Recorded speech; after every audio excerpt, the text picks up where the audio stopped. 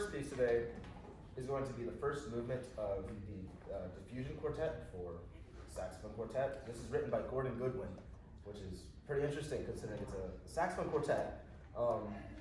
Gordon Goodwin, if you do not know, is one of the most influential modern big band writers. He's put out many albums with his Gordon Goodwin's Big Fat Band. And here he's writing just for saxophone quartet, and he's writing in a style that kind of fuses aspects of classical and jazz together, so you really need a good understanding of both to get everything out of his writing here.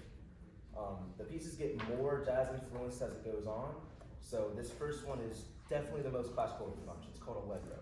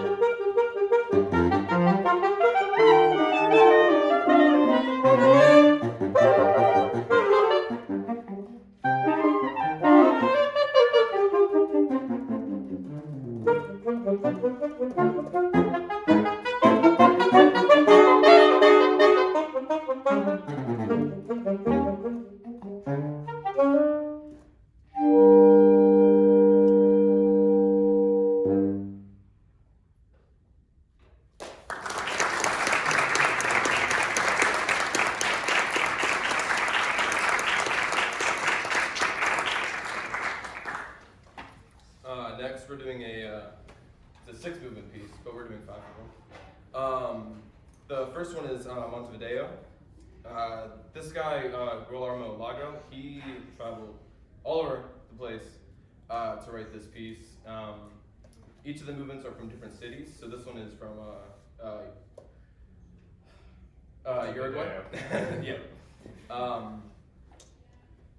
Can't seem to remember what he did with this one.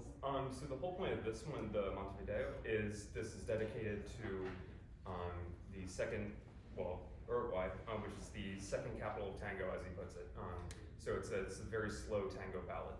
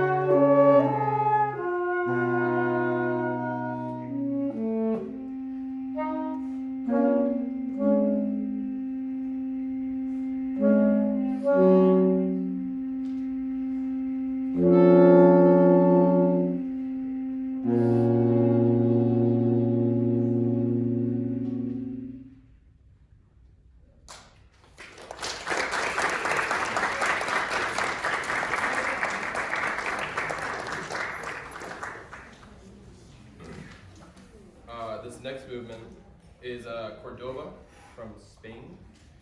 This is whenever he was going around with his friends, just busking, going to public, performing. And he wrote this just based off of that experience that he had busking.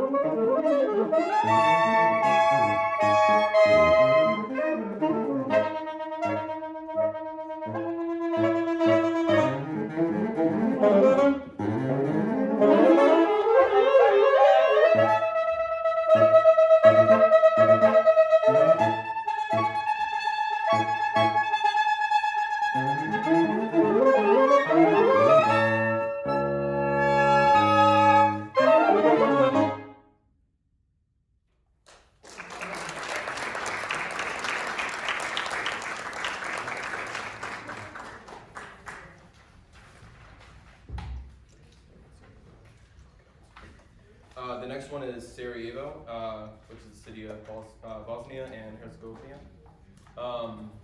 This was a special request, and he wrote it for the Amstel Quartet after the civil war that was going on in Bosnia, and this is just what he wrote for them to try to build up their music school after everything had fallen downward, I guess, but trying to get it back up.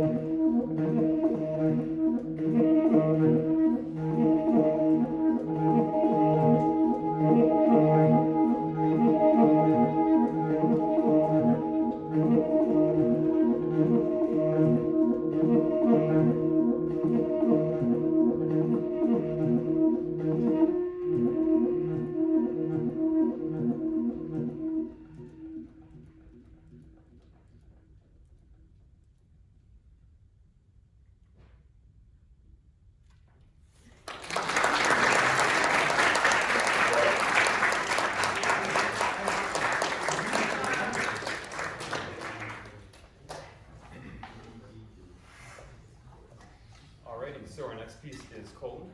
This is dedicated to Germany. Lago wrote this in inspiration of J.S. Bach's Art of the Fugue. And he essentially dedicated this to one of his first trips outside the Netherlands.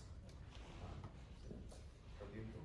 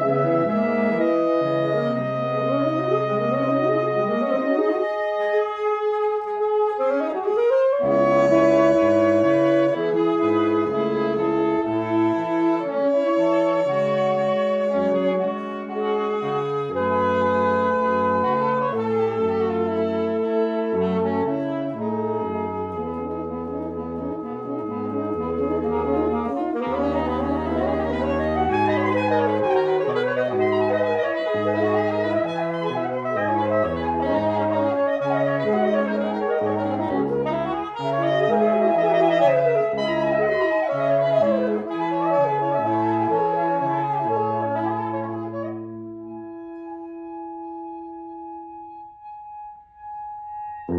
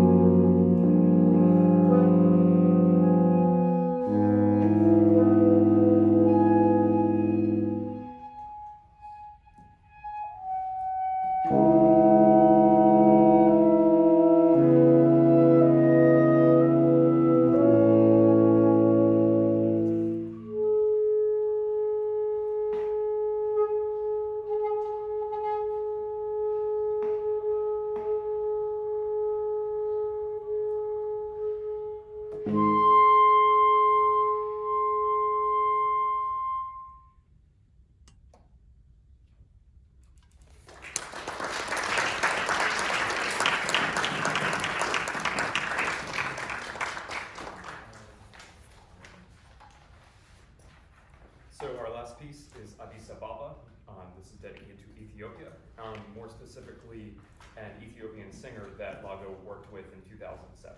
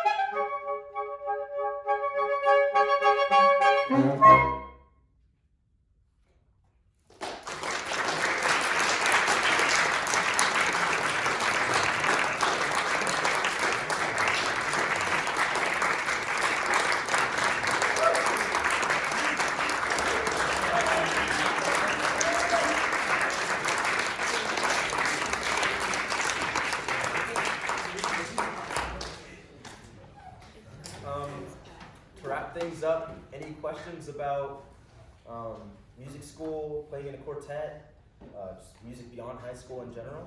Anything? Do you have a coach? Like a quartet, does your sax prof coach your quartet? Yes. Is it all Yeah. student member? Yes. Yeah, we typically get a coaching a week, sometimes multiple, but usually just one, depending on how much we practice. So that's motivation. And you rehearse other than that? Yes. Yeah, oh yeah. You have required practice hours that you have to work? No, but I mean, if you don't practice, it's gonna show. Yeah. Yeah. Yeah. We get graded in a course. Our lessons are graded, and we have a jury at the end, which is 2/3 of our grade. So we have to work hard during the semester. And many of us are in multiple ensembles as well. So just within saxophones alone, you have your private lessons you need to practice for. You have your quartets, you have saxophone ensemble, and then everyone's required to be in a large ensemble as well. For most of us, that's wind ensemble. Right now, I'm electing to take jazz, big band as my large ensemble instead of wind ensemble. But at one point, I was doing both. So it can get really intense. So it doesn't matter if there's no practice card, it will show. But yeah, we saw. I think we had a question over here first, and then I'll get to you, right? Oh, no, I don't have a question in front, I'm sorry. Okay. Probably reads together. Reads. Okay. So Barry, I am learning. Barry, I'm learning that you go through reads. You go through reads. Soprano and alto, for me at least, I have actually recently incorporated proper reed cycling for the first time ever. I'm being a good musician. That helps a lot. I'm finding that a box can last me a solid like 8 months if I cycle them properly. But other than that, if you are just kind of playing on them willy-nilly and playing a bunch of altissimo on a brand new reed, I find that it can be like 3 boxes a semester if you don't take care of them properly. I highly recommend getting a humidity case. Helps so much. Might sound like it doesn't, but it really does.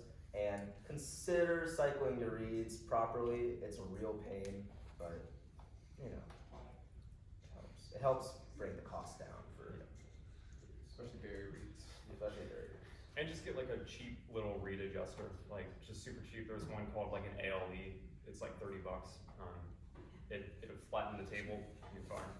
So at the end of the day, it really just matters how well you take care of your reeds. But yeah.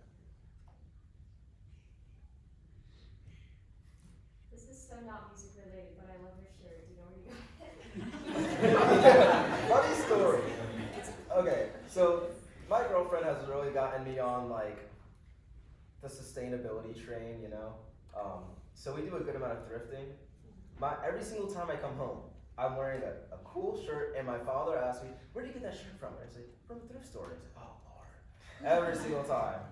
Yeah, I thrifted it. You can't really. I don't know.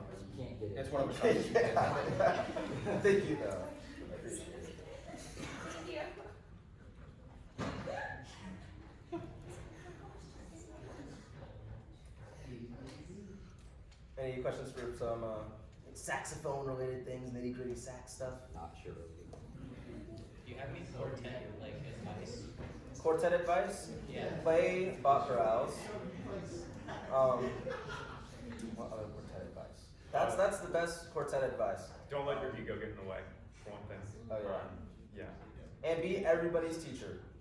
Yeah. If you think something's wrong, saying it will improve your quartet.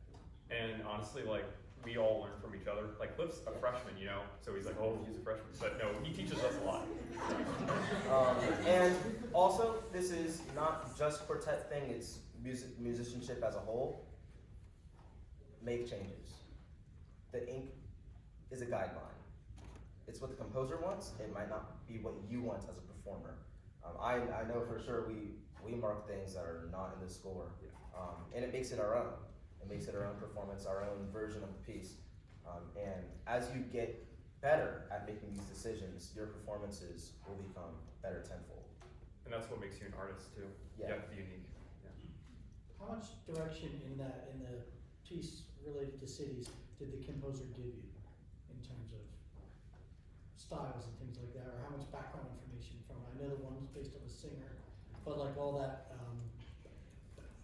tonguing, the is slap that, tonguing. is it related to like, is it Xhosa, the clicking language? Did he do it on purpose because of that? Or? That is That's- a brilliant It idea. That's doesn't really mention, nice. it doesn't mention that in the program notes. Yeah, I looked but- through the program notes extensively. It doesn't. It only gives background information on the places, Yeah. just in general.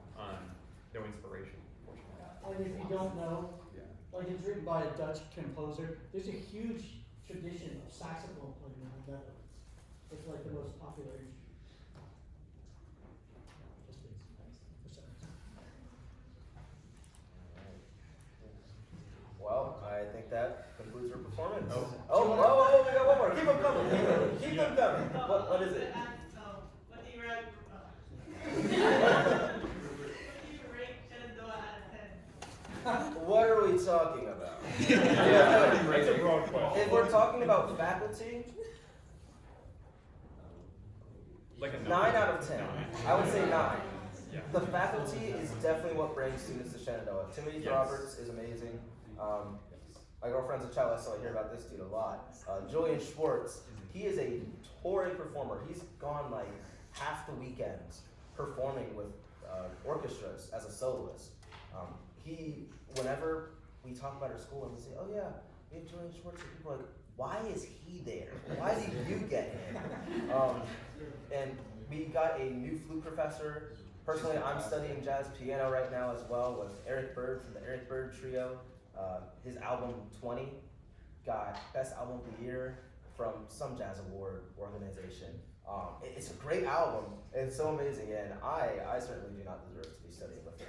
There are so many people like that. Craig Friedrich, Matt Neese on the jazz department side, Luis Hernandez is our jazz saxophone agent professor. Amazing. Now, to be completely real, facilities are a little lackluster. It's an older school. We are getting some sort of new music building In the next few years. in the next few years. They said that my freshman year. So we'll see. It's gonna happen eventually. But what really matters the most, also Shenandoah is a lovely area. They have Old Town Winchester, which is kind of like a downtown Fredericksburg kind of thing, if you've ever been there. And if you love the outdoors, you are in the outdoors. Plenty of hiking trails, they're all nice. But yeah, really the most important part about choosing a college is who you are gonna be studying with. So that's why a lot of people come to Shenandoah. Question back. What's your name again? Me? Random play. Tim. Sorry. You know those like 2016 videos of like the line rows? They made they're like ant kids playing like Fortnite music. You look like the Barry sax player.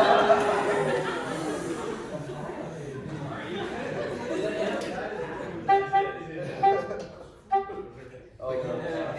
His name was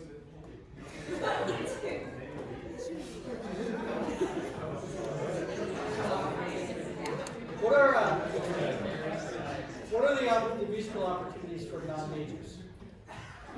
A big one is the concert band. And the concert band used to kind of be the band at Shenandoah that was like, oh, it's the concert band. Now we have Dr. Sean Evans teaching, and he's amazing. Oh, yeah. He used to be a saxophonist himself. His conducting is incredible. His directing is incredible. So it's a fantastic opportunity. I would Is be that an audition group, or can just anybody who's... anybody. Anybody? Yeah. Yeah. I would be in concert band right now with Dr. Evans. I mean, he's Yeah. phenomenal. Mhm. You can get in an ensemble too. You just have to audition for it. I think same with, you can probably do a combo too, jazz combo. Yeah. So yeah, a lot of the groups you can get in anyway, even if you're not a major. Just requires an audition. Same standards as everybody else. Other than that, there's And marching Same band. with saxophone. so there's saxophone ensemble, there's flute ensemble, all of the different like studio ensembles. You can get into those as well. You can still take private lessons for a slight plus charge on the course. It's considered a music elective, elective lesson. But yeah, there's nothing really stopping you from being involved in music at Shenandoah just because you're not a major. And is the music school isolated from the rest of the campus, or is it Well, it's a small campus to begin with, like Yeah. going from the business building up to ECC, which is like the farthest walk you can possibly take, probably 20 minutes. Maybe. If that. Yeah, and I mean, you won't be going from ECC to HHH a lot. Like that's pretty rare. That's unreasonable. Yeah, on the main campus, you can get from one end to the other in 5 minutes. So walking. Yeah, so it's not very isolated because it's all just kind of right there. And a big part of that too is the conservatory is like the foundation of the school. It would Yeah. the rest of the school was built around the conservatory. So Armstrong's like, you can look out your dorm window and you can see it. yeah. Which is nice when you are having a 9 a.m. class and you were up way too late and you just throw clothes on and get to class in 5 minutes. It's lovely. Is the Perea Sax Quartet a standing ensemble that's always at the conservatory? Do you happen to be the 4 people in it now? Yes. Yes. So it was not the Perea Quartet when I joined actually. The name has changed a couple times. But yeah, so I joined my freshman year, and I had Sean, AJ, and Kurt, who were 3 juniors in the quartet with me. And once a couple of them moved on, we had Tim join us and a friend from school, Luke. Also, he lives in Shenandoah. He joined us. He can't be in the quartet this semester, however.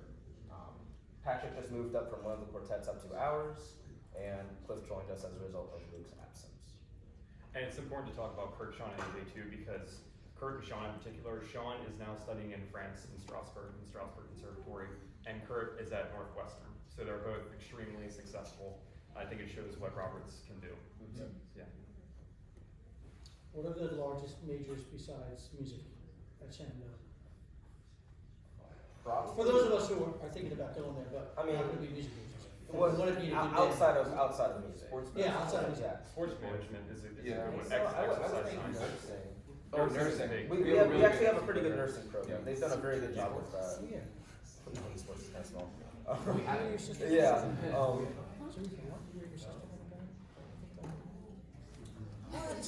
Funnily enough, we actually do have one of the best esports programs in the country. It's funny. It's funny until you see how many awards we've won. Oh, yeah. It's actually quite crazy. We have a whole like garage just full of computers. Oh, yeah. There's always someone playing like Rocket League or something. So if you want to go for esports, you can go share that too.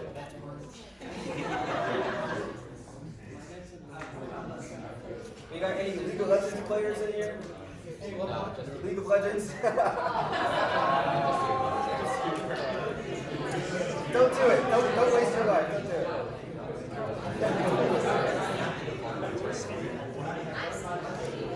All right.